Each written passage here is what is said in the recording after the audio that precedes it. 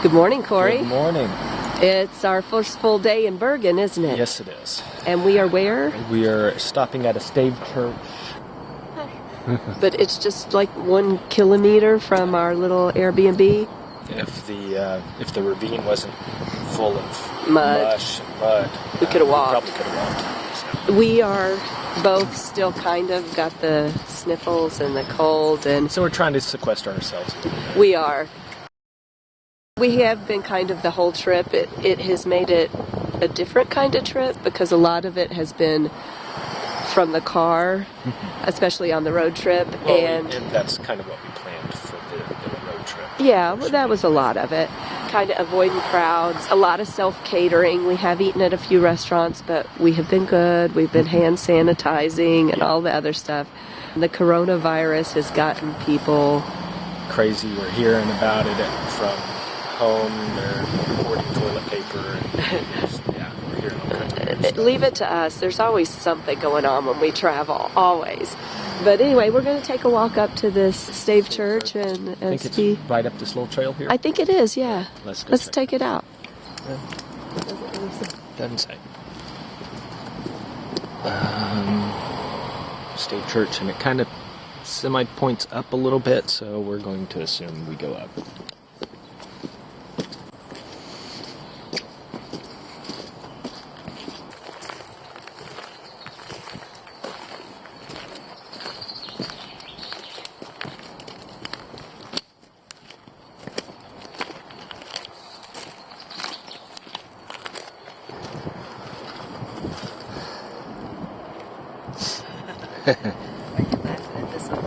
Yeah.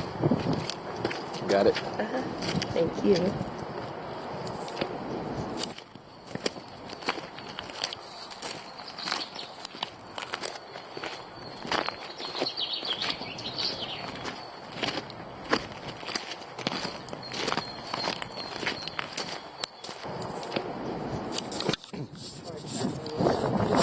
It is. It's really tough. So we've done pretty terrible at getting video for most of this trip. I mean, we did have a lot of logistical issues too with the batteries wouldn't work. They kept dying. I remember we first landed and our taxi driver was talking about, he says they were having problems with the diesel freezing up in the tanks. It was turning to gel. Just the week before, he said the rubber gaskets on the doors, they just turn to glass and just kind of shatter in the weather there. And then he says, I just love it. So I guess he likes all the challenges. But that was one of the things that we were facing with doing a video, is that the batteries weren't working. If we took our hands out of our gloves for more than 2 or 3 minutes, they went completely numb. You'd probably get frostbite within 5 minutes tops. A lot of the weather along this way has been all rain, so it's been tough getting video.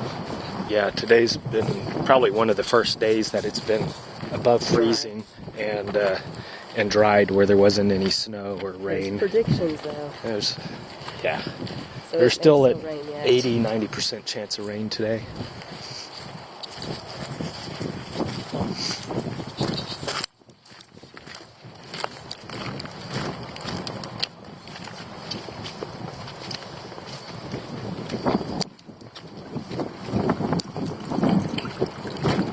That's also kind of the thing about you were mentioning the challenges in Svalbard. Yeah. I think we like those. I've been struggling with how I feel about this trip. It's the first time we've been to Europe other than, revisiting the place we were married every 5 years in Italy. This is the first time we've been to Europe since 2003. And when we say Europe, I know for a lot of people, they say, well, it's not on the euro currency, it's not part of the union. But it's still across the pond. It's Scandinavia. But this whole region of the world is very much like our own, and I feel like a lot of this trip has lacked the challenge once we left Svalbard. And I think we like visiting developing countries. You can find more of the local food. You can experience more of the culture. Well, and I think too, we feel comfortable because you're allowed to just be weird and stupid and not know what you're doing. Well, and so many people travel to Scandinavia and Europe and this whole region of the world that almost everyone speaks English. The signage is a little rough, but you can kind of pick out words here and there, and but technology's making things so much easier. But for the most part, this hasn't been a horrible challenge, do you think? No. Weather, yes. The weather has been, especially in Svalbard. I think everybody was having challenges. Even some of the locals were having challenges. Yeah. -29 is just a bit chill. Anyway, it's all good. Always an adventure. Always an adventure.